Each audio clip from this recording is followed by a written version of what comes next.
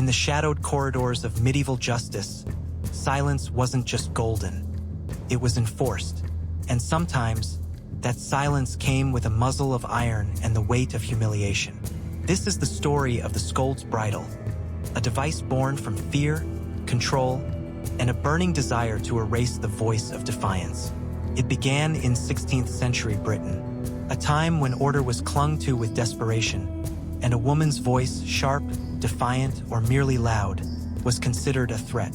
The term scold didn't just mean someone annoying. It labeled women who dared to challenge their husbands, question priests, or disrupt public peace with their speech. And to silence these so-called scolds, they invented a monstrous mask. Made of cold, unforgiving iron, the scold's bridle was a cage for the head.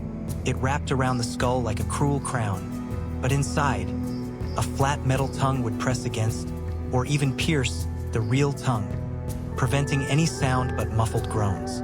Some versions had spikes, others bore grotesque masks, animal faces, demons, or caricatures, turning the woman into public mockery.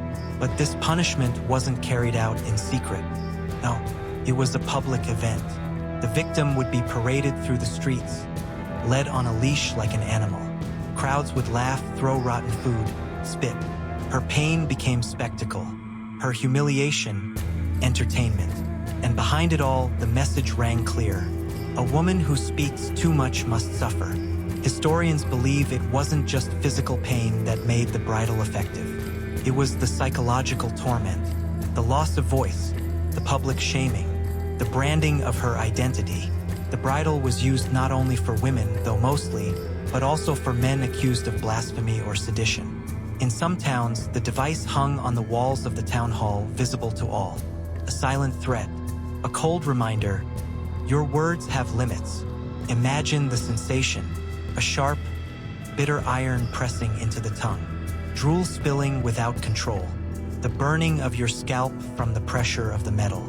You try to cry, to beg, to scream, but no one listens. They laugh. This wasn't justice. This was control through cruelty, a surgical removal of voice, a punishment for nonconformity painted as moral order.